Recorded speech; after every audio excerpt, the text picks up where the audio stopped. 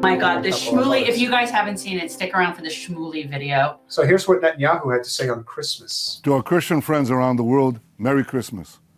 Christmas is supposed to be a time of goodwill to all men and peace on earth. Well, we don't have peace on earth, not on our part anyway, and we certainly don't see goodwill to all men. We're facing monsters. Monsters who murdered children in front of their parents and parents in front of their children, who raped and beheaded women, who burnt babies alive, who took babies hostages. This is a battle not only of Israel against these barbarians, it's a battle of civilization against barbarism. And I know in this that we have your support. I want to thank you for your support. I want to thank you for your prayers. And I want to assure you that as we stand together, we will also prevail. We shall win this war and secure our common values and our common future. Thank you. Yeah, still going with that lie about burning babies. You know what? I think less and less people are buying it. The people that buy it are the people in that particular bubble. And it is a pretty small bubble, to be honest with you, especially when you look at this globally. Well, this next clip we're going to play, you're going to see exactly how desperate they're getting, because as we've both pointed out, the biggest detriment to RFK Jr.'s independent, I should stop saying third party, because it's not a third party. Independent run. His independent run for president is none other than Rabbi Schmuly. So guys, if you haven't seen this video, but you're jumping around like really fast, like I'm still thinking about the Netanyahu thing. Okay, oh no, please. Well, no, I'm just saying, like, was there anything you wanted to say about the fact other than he's still, as of Christmas, lying about their genocide? Well, I think if you look at the way Netanyahu is conducting himself, you look at a person who basically is a full-blown sociopath. Oh, no. He's a psychopath. And I would also say a lot of what he's doing is complete self-preservation. He's in so much trouble. He actually, people here think Trump's in trouble. Yeah, Trump's in trouble. Netanyahu's in deep trouble. And the longer Netanyahu is a real murderer, like that's look, that was a genocidal murderer. Yeah, but so the longer he keeps this going, it's self-preservation on his part. But no, he's a psychopathic person. There's no doubt about it. That those are when people want to throw around labels, which I'm very hesitant to do. I look at someone like him, and he is fascist, and he is absolutely psychopathic. And so the idea that when people are like listening to that and thinking that that somehow is some news, none of that is news. And what's interesting is every single thing that he's claiming about the barbarism on the Palestinian barbarism are all things that the IDF is doing either currently in Gaza or in the West Bank. And anybody who I'm telling you guys out there are so many videos circulating around, because not only are the IDF soldiers just so disgusting and despicable, they are so entitled. These people film themselves. They record themselves doing disgusting, absolutely entitled things, whether it's at Palestinian schools, whether it's mocking them for not having water, whatever it is. So imagine this. These are the things that they're filming themselves doing. Imagine what they're doing when they're not knowing they're being filmed. And we're actually going to jump around because we're going to show none other than Eve Barlow, who's actually from Scotland, I believe. But yet somehow she's in Tel Aviv and a full-blown Zionist and a full-blown genocidal maniac. And yeah, well, you'll get the idea. I went straight out on the balcony to smell that Tel Aviv air and to watch life. I'm so emotional right now.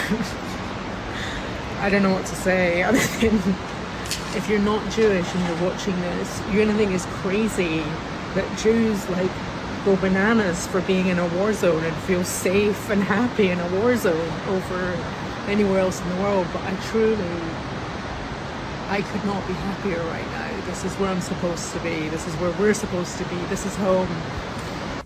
So Yotam, I think, would have been taken from his room before they burned the house. Because he was a hostage, so he was taken alive and unfortunately killed in an accident by the IDF.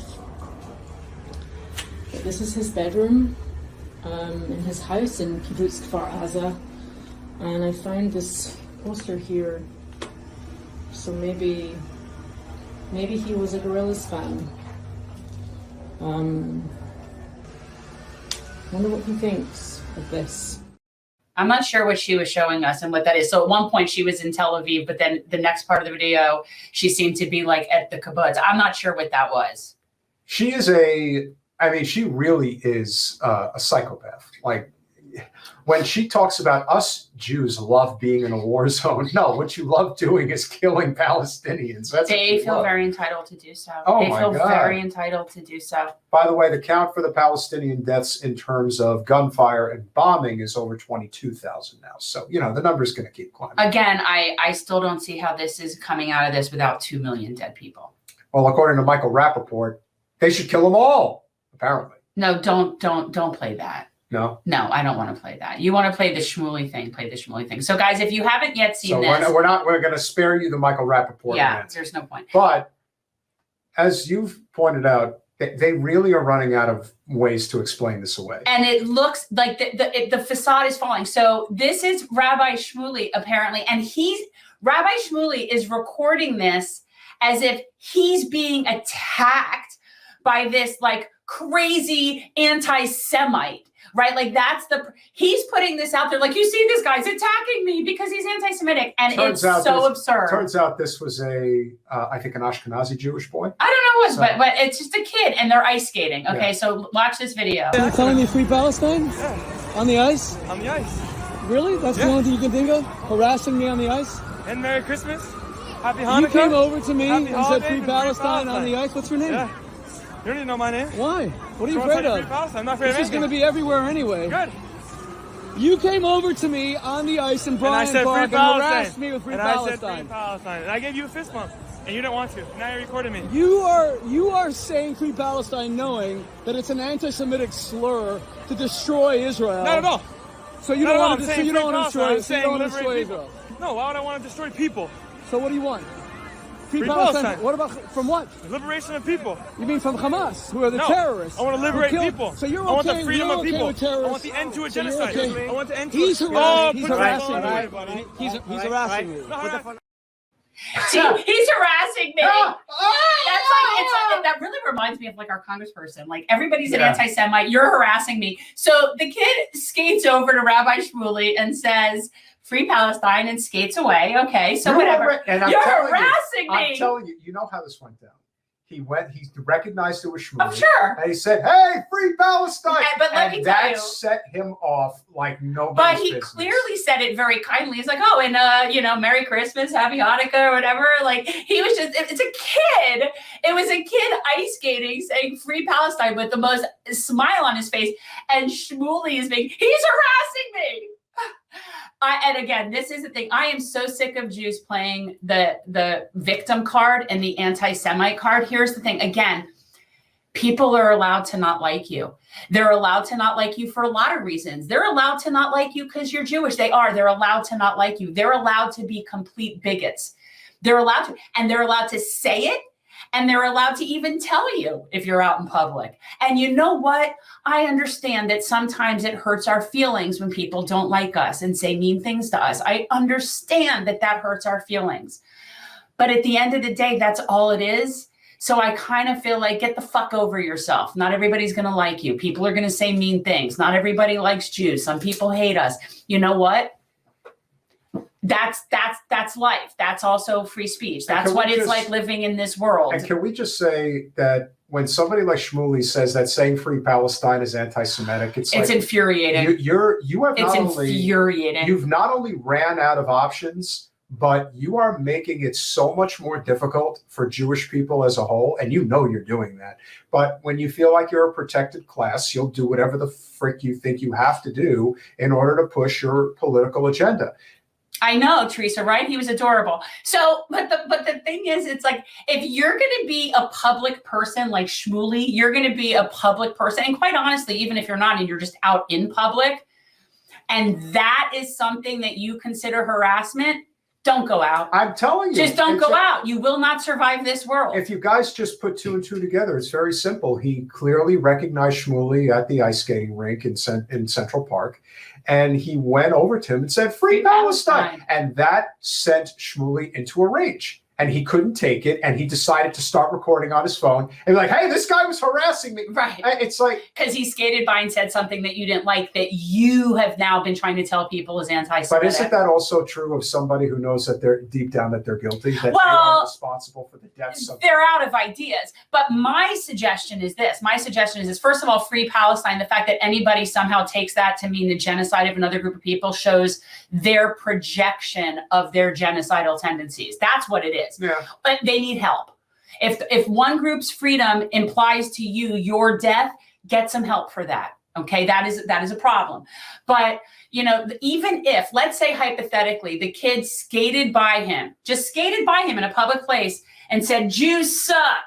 Okay, let's say that he said something that was anti-Semitic or just hateful. So? Exactly. Did he come up and look like you were going to be hurt? Did somebody get in your face and assault you and make you feel that you were going to be threatened physically in some way? Because if not, I don't care what they said. It is a reflection of the digital age where people are extremely introverted to a point of sickness, to a point where they can't actually communicate properly in the real world. And in some ways, these are people that are just taking advantage of the situation. Shmuley has no moral compass whatsoever. No. He has a Zionist agenda. He's always had it. I gave him credit when he gave his speech introducing RFK in Philadelphia right after October 7th.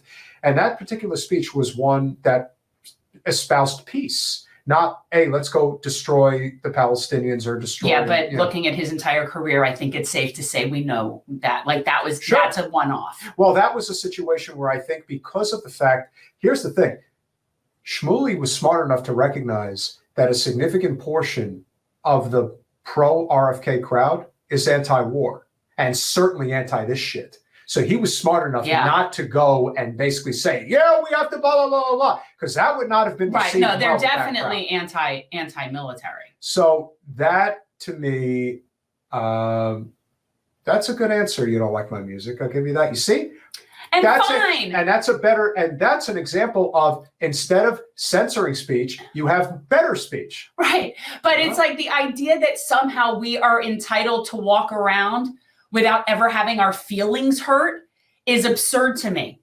That is just not, and let me tell you, this is when I feel like I so love. Exactly. Well, that's true. But again, even if it were anti-Semitic speech, I don't care. And that's Let the problem. people say what they want to say. So it hurts your feelings. Walk away. And that's the big problem with Wasserman Schultz, because she was the champion of the legislation that says that anti-Zionism is anti-Semitism. Oh, yeah. So by law, technically, Shmuley's not wrong. He's like, oh, you're anti-Zionist. And that's what they're trying to create is this situation. Oh, absolutely.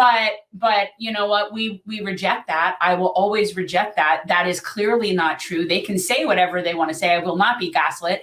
And I don't care about people's feelings. And I honestly, but I don't care about hate speech. Hate crimes I care about. You kill somebody because of that. Oh, by all means, add every single addition on that. Add every single, enhancement on that crime as possible. But speech is speech. And I'm just not one of those people that thinks everybody's entitled to not have their feelings hurt in this world. That's not what you're entitled to. You have no right to not have your feelings hurt. I just look forward to Shmuley burning out his political capital completely.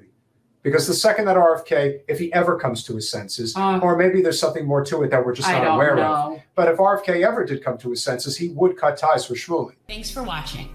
If you want to support our mission to transform politics into service, please like this video, subscribe, follow us on social media, and consider joining our Patreon, where you'll get early access to our interviews as well as other exclusive content. Links are in the description. Peace out.